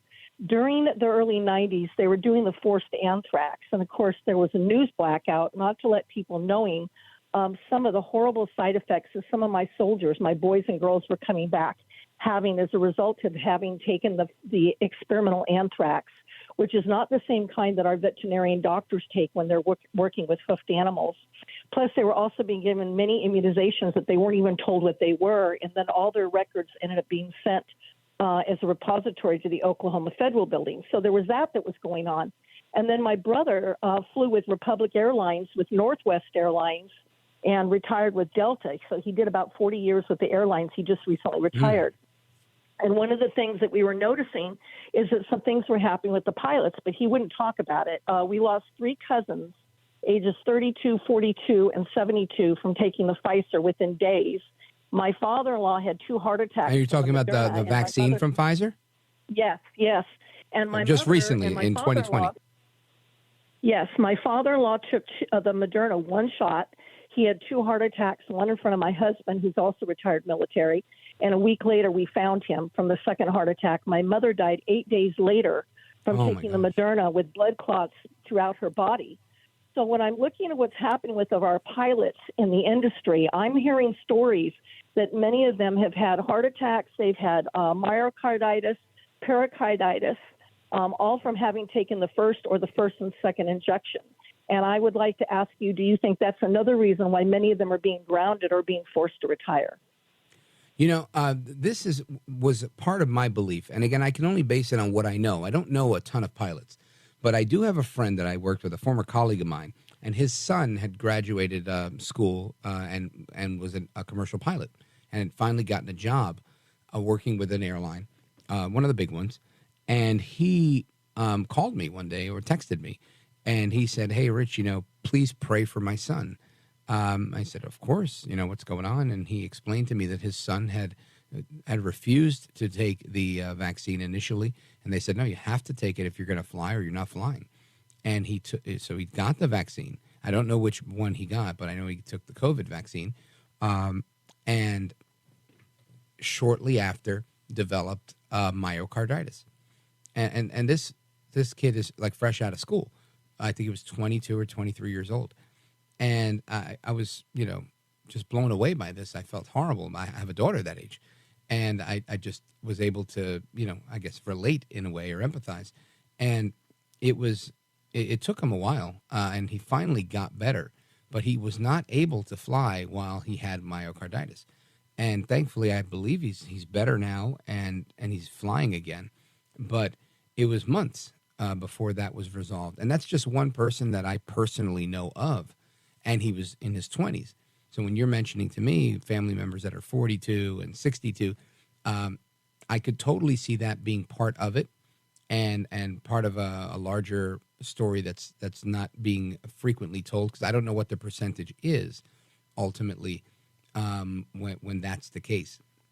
I also know that we had a very good interview a while back. I wish I could remember his name off the top of my head, but he'd written a phenomenal book on the death statistics. And this guy was a money guy, a finance guy that was looking at vaccine deaths and how it was affecting various elements of society, including finance, and used this financial analytical approach to crunching the numbers. And he came up with a fascinating look at how this is in fact affecting large swaths of our society at large, where people are being affected by the outcomes or results of vaccine injuries. Again, I don't know how large of a number it was, but it was large enough for them to notice. And it went well outside of pilots and whatnot. So I think you're clearly, I think, pulling on the right thread here. I don't know if that's the main cause, but I think it's definitely a cause. And I think we've seen it in professional sports and weightlifters and many people. Ultimately, I think that were young and took a vaccine that they probably shouldn't have taken, based on doctors like Dr. Jay Bhattacharya and others saying that if you didn't have pre-existing medical conditions, you probably didn't need this if you were young and otherwise healthy. And I think we've seen some of that issue. So I hope that makes some sense. I know Steve Kirsch is a multimillionaire from Silicon Valley, and he's been taking statistics and everything, noting down. One of the things we noticed with some of my former patients before I retired recently, I'm turning in my nursing license. I refuse to ever work in the medical field again after what I saw of the medical tyranny going on. But he's aware of the fact that both my father-in-law, who was in perfect health, and my mother, 8 days apart, just after they took it, and I don't call it a vaccination, I call it inoculation. Right after they took it, they both had cognitive decline, dizziness, loss of appetite. My father-in-law fell down and injured himself. My mother had seizures and shortness of breath, and she was ambulanced to Kaiser twice with seizures and shortness of breath. And again, both of them passed away August and September of 2021.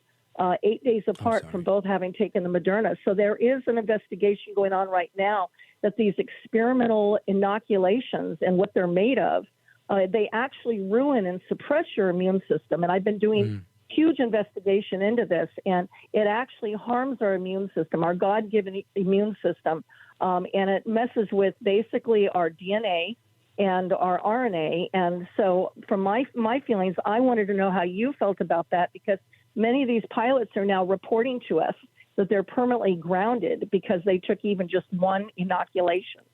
Oh, wow. Well, I honestly, I think it's terrible, Maggie, and it's something I think we should continue to look at, and I'll see if we could find somebody. I think we had Dr. Robert Malone on not too long ago, who's the inventor of the mRNA vaccine technology, or one of them, and it was a really good interview. And maybe we could have him back to give us an update on the latest state of affairs with that. So I think it's something that we don't want to lose track on, because otherwise we don't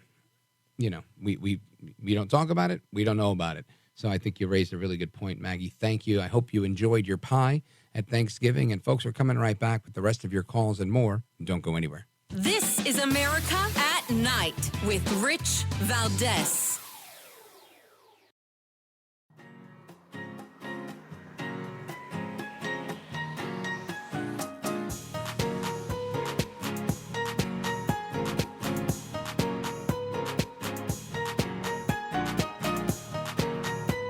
Well, Mr. Valdez, you have one of the greatest shows that radio's ever had. America at Night with Rich Valdez. All right, America, welcome back. We continue with Open Phone America here on the show. The phone number, if you want to join us, is 833-377-6630. 833-377-6630. That's our temporary phone number just for tonight, as we have to do some maintenance on our phone line to make sure the deep state doesn't knock us off. But you can still reach the show, 833-377-6630. And I want to go to Sandra in Dothan, Alabama, calling us on WDBT. Sandra, go right ahead. What I was going to say was, I can remember years ago that the government, we have supplemented the fares for the airlines, where the people realize that or not. And we do today, even for Amtrak, for train rides. You know, they charge you a fee, but actually the government is supplementing that fee, or we'd have to pay more. But my question is this, and I didn't call in soon enough, maybe you know about this. I know you know that the government gave the airlines billions of dollars. But I never did hear what did the airlines do with all those billions of dollars, because in turn, they got the money and then they hiked up the cost of the airfare. So I'd like you to comment on what you know about that. Sure. Well, I think what you're talking about is this airline bailout that happened a couple of years ago. And it came in like two waves of $25 billion each. The first one was for the payroll protection. So the commercial airlines that were carrying, passengers across the country and whatnot to make sure that they didn't let go of all these people. I think it happened a little bit too little, too late type of thing, where they ended up trimming a lot of fat and, what they consider trimming a lot of fat. I don't think firing able-bodied pilots is a good idea, especially if you're going to need them later. But kind of what we discussed with Jay Ratliff was that they thought that this was going to be a long effort of 2-3 years of having minimal flights going around because of, and skipping a seat in between each person, that type of craziness. Then they said, no, we're not skipping seats. We're going to just let people sit. Then they said, you got to just wear a mask. And the people freaked out on the planes. I mean, I remember there was no shortage of crazy stories at that time. So, but yeah, $25 billion went to payroll. The other $25 billion, I'm not sure, honestly, how that part got spent. But I know it's been a couple of years, maybe even 3 years since that happened, or at least since it was announced. And I think the idea at the time was we're investing this money, or injecting this money, I should say, to keep the airlines afloat, to make sure that, they don't crash because there's no money coming into them. I don't know that that's going to have any impact on the prices we pay today, only because those are, one thinks and one would suppose and one hopes that those prices that we're seeing today are representing the current market value. I would say some of the flights that I've recently gotten, they're sometimes double what they were just 5 years ago, and double sounds like a lot for inflation. So I agree with you, but again, if there's an increase in the cost of X, Y, and Z, that's all going to affect you. And this is why I think it's so important to manage inflation, because as inflation goes up, everything goes up. And again, Biden likes to always say, it's the evil corporations and it's the price gouging. Well, again, I'm not supporting price gouging. I don't want to pay a lot for an airline flight. If I can get, there were times where I remember buying a round trip ticket for $49, not even during COVID, before that, like 2018. So ultimately, I think the money was injected and it kept the airlines afloat. Can they continue to be afloat without pilots? I don't know. And we'll see how that plays out. But I want to thank you for your call because I appreciate it. And I want to give you that phone number one more time. Sandra, thank you again for the call. WDBT, big shout out to Alabama. The phone number, 833-377-6630. 833-377-6630. 833-377-6630.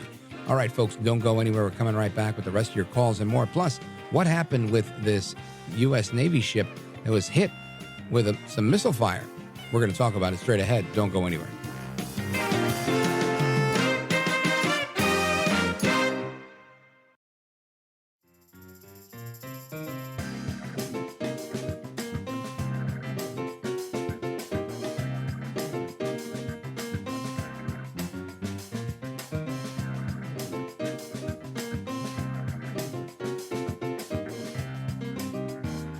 No hair, no care, and live on the air, it's Rich Valdez.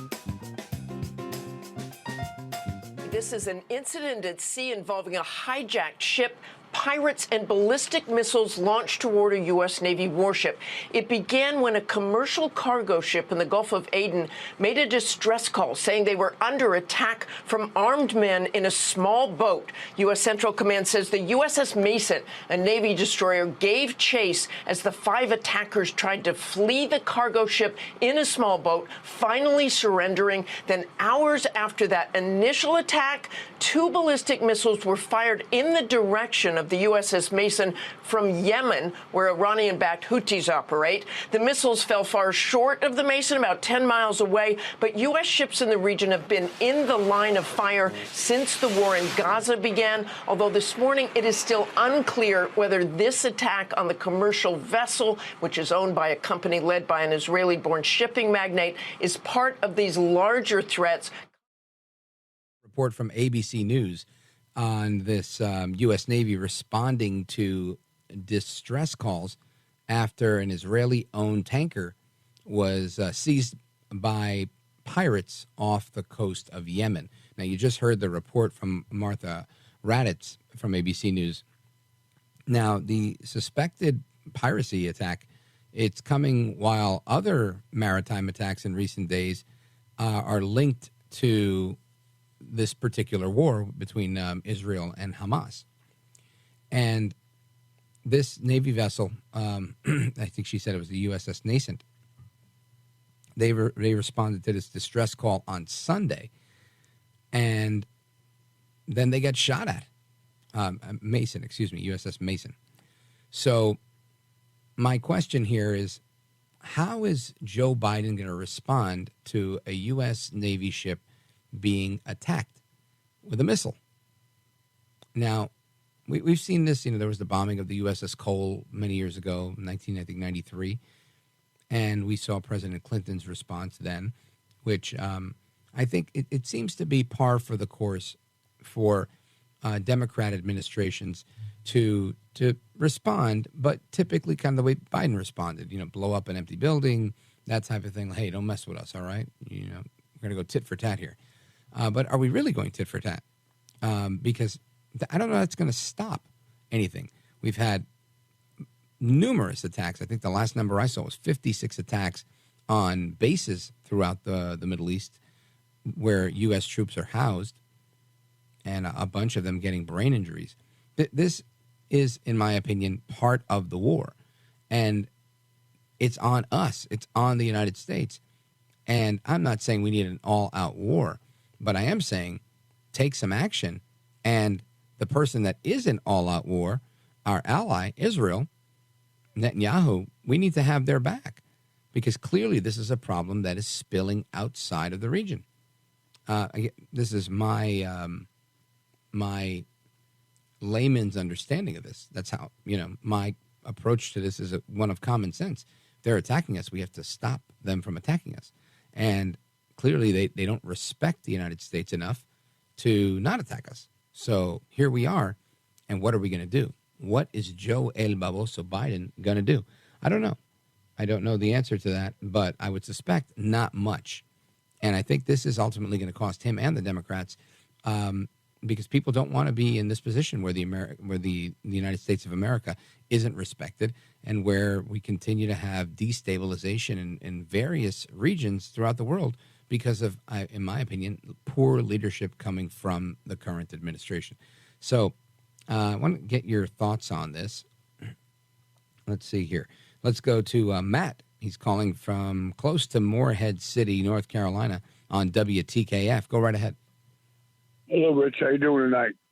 I'm good, Matt. How was your Thanksgiving? Oh, wonderful. Thank you. My neighbor made me, neighbor lady, a sweetheart, made me about a 12-course meal. Did you have pie? What kind of pie did you have? Pumpkin. Lovely. And me too. I had pumpkin and apple.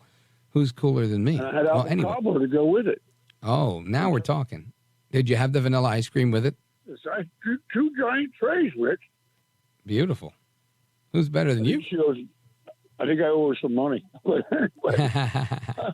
I'm glad you enjoyed. Let me tell you, I haven't heard good authority, Rich, that the only way to save this country, like I told Tom, the clothes cleaner, the only way to save this country is two quick points, if I may. The only way to save this country is that Biden does not get reelected. And I was told by someone in good authority that neither Joe Biden nor Hunter Biden is going to get any conviction for anything.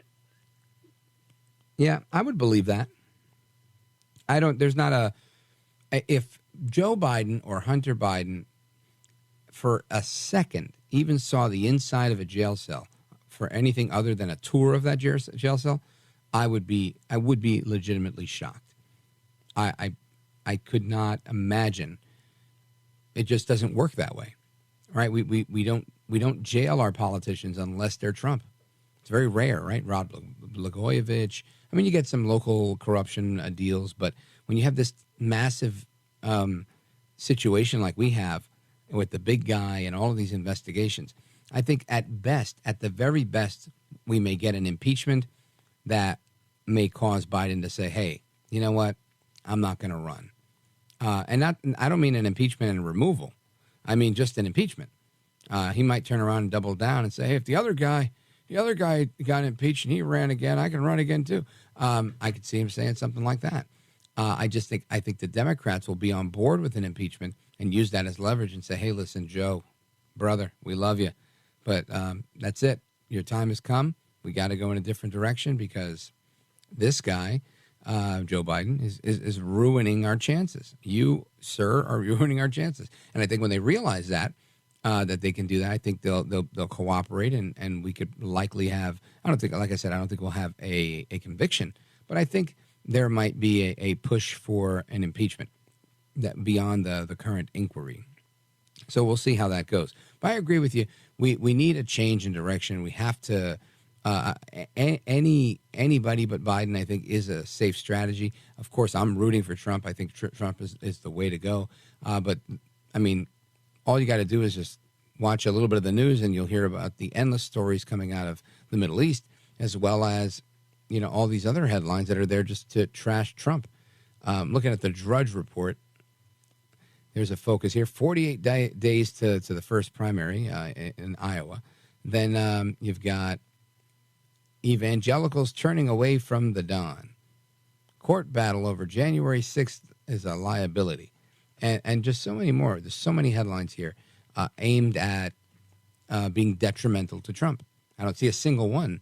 It's hard to find them, right? Where they'll say something like, oh, he's ahead in all the polls, or he's this or he's that. It's something that's, outside of a critique or a criticism. That's pretty much all you get. So I think you're right in that we have to have a change. And I think we also need to, in and of ourselves, as cliche as it sounds, and I've said it before, we have to be part of that change. Our children have to be part of that change. We have to affect the systems that we have, right? We have a woke military. Why do we have a woke military? Because we have very few people that are willing to stand up inside of the military against wokeness. I'm not saying that the men and women of the military are afraid to stand up. They stand up for this country all the time. But many of them realize that if they speak out, they will be treated like Lieutenant Colonel Stuart Scheller, right? He was the one that was they put him in the brig, and he was ultimately in a lot of trouble because of him saying he disagreed with the leadership and that more needed to be done, and that the withdrawal from Afghanistan was a disaster. And listen, I commend him. I think Scheller is the man. And I think we need more of that. We need more people, in not just the military. I just use that as an example, but overall, if we can't be the change within these organizations, within these institutions, how do we get there? I just don't know, Matt. Oh, thank you, Rich. You bet. And thank you. And enjoy, if you have any leftover pie, enjoy that too. Folks, we're coming right back with the rest of your calls and more. Don't move a muscle. This is America at Night with Rich Valdez.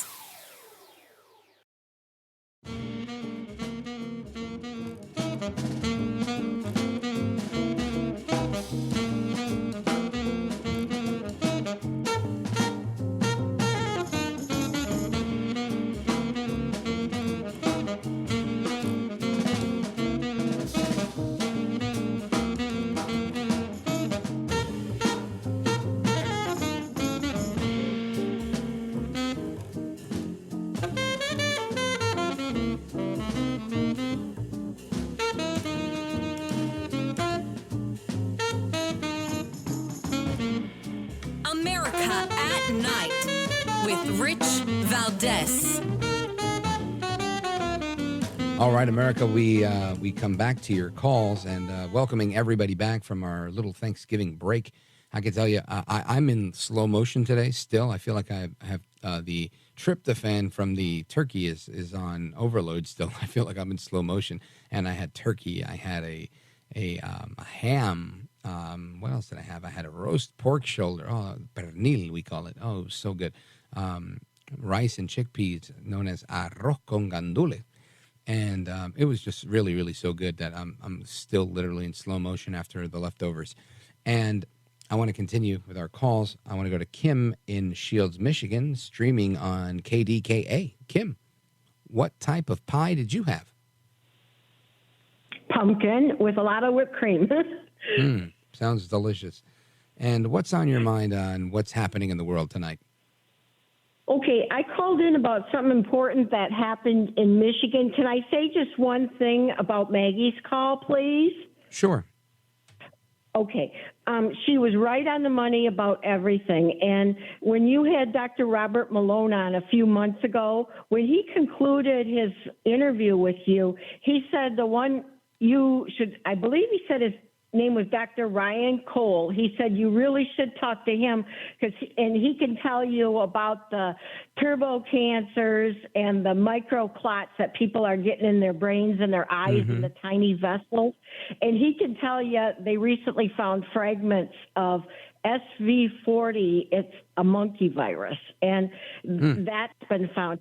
But Dr. Ryan Cole's been put through hell. He lost his lab and everything. He's the one to talk to about all this stuff that Maggie was talking about. I think we may have reached out to him, and we're waiting to hear back or get a schedule, a date that works. But yeah, it's a conversation I definitely want to have because it's something I don't know a hell of a lot about, and I have a lot of questions about. So thank you for that. Yeah, I got 2 of the shots too, and I'm wondering what's in store for all of us. But anyways, what I called about is something really nasty happened here in Michigan, and I'll talk fast because I know you got a lot of calls. They were having a Christmas tree lighting ceremony down in Ypsilanti, Michigan, down near Detroit, and a Muslim mob stormed the Christmas tree lighting, and they were yelling, there's no peace until there's a 2-country solution and there's peace in Palestine. And then it goes, and then at the end, the one guy was speaking to the whole massive group. He said, I think we made our point. We came here, we disrupted the event, we canceled Christmas, so give it up to yourselves. He yelled at the protesters that were there, the pro-Muslim mob. And then they went on to storm a building where children were singing Christmas carols, and they were shouting, America is a terrorist state. And they broke into that building, and they terrified the children. But that's your Muslims. They probably came from Dearborn. But anyways, thanks, Rich, and I'm really glad you're back from Thanksgiving. Oh, thank you, Kim. And I am not familiar with that story, but I don't know if it was Muslim protesters or if they were like pro-Hamas agitators that we've seen all over the country. I'll take a look at it, but before I can give an opinion on it.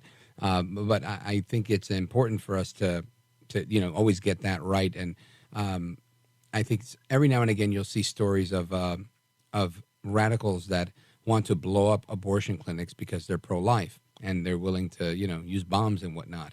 I wouldn't ever characterize that as these Christians came and they wanted to blow up, and they may in fact be Christians that are misguided in their attempts to protest abortion. But I'm not familiar with this story, so I can't in good conscience just say, I've heard about it, but I'll definitely look into it, and I thank you. And I hope you had a great Thanksgiving. Good to hear from you again, Kim. Let us continue with our calls when we come back in the speed round. Don't go anywhere. I'm Rich Valdez. This is America at Night with Rich Valdez.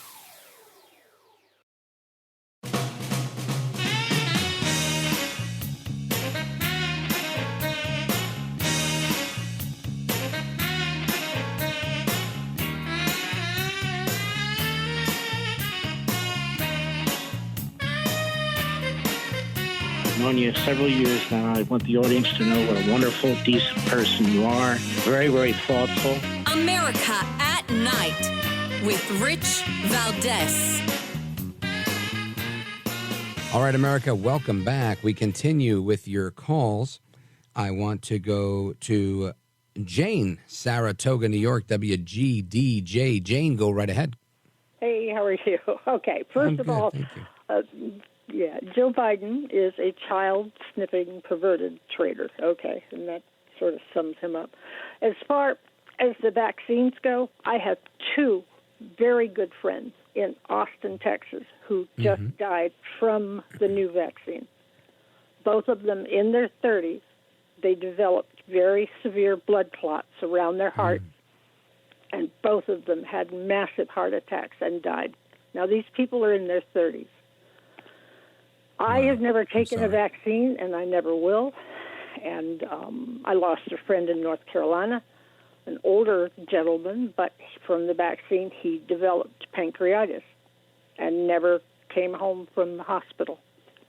Wow. So, Jane, yeah. this is one of those things that, like I said, we had that guest on. I'm drawing a blank on his name. I'm going to ask our team to maybe dig that up, because it was a really good interview, and I'll announce it maybe tomorrow. Just if anybody wants to check it out at richvaldezamericaatnight.com, they can, because I think it's an important topic. We have to kind of get an update on that. Maybe we'll bring him back or bring back somebody else that can give us an update on that, or maybe Dr. Cole, that was suggested earlier.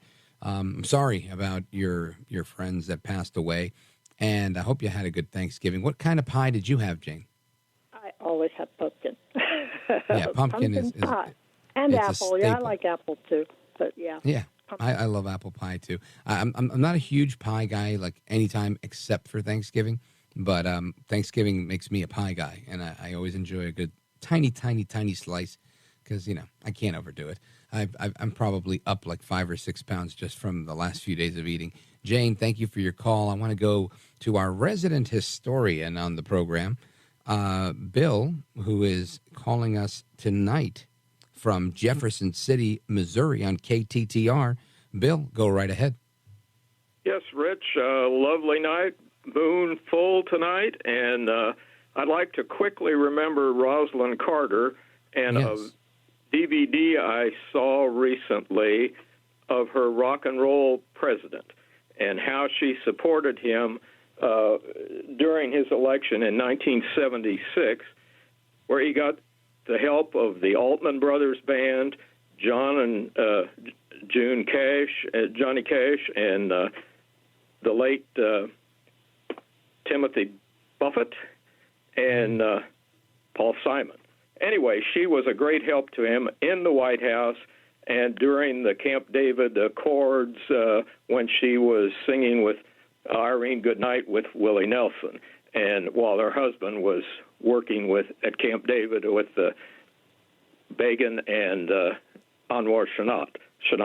The other thing I wanted to tell you was quickly, this Thursday, November 30th, I'm going to an event at the National Churchill Museum in mid-Missouri, 5 to 7 p.m., to celebrate the 149th anniversary of Winston Churchill's birth. And it's a great thing to get involved in, because they're going to have a 10-minute film that shows Churchill and Harry Truman. Well, Bill, I got to cut you off there because we got to run. Thank you. Good luck at the event. And America, great to be back. I hope everybody had a great Thanksgiving. As we always say in my house, happy Thanksgiving. And I'm looking forward to being with you tomorrow. God bless.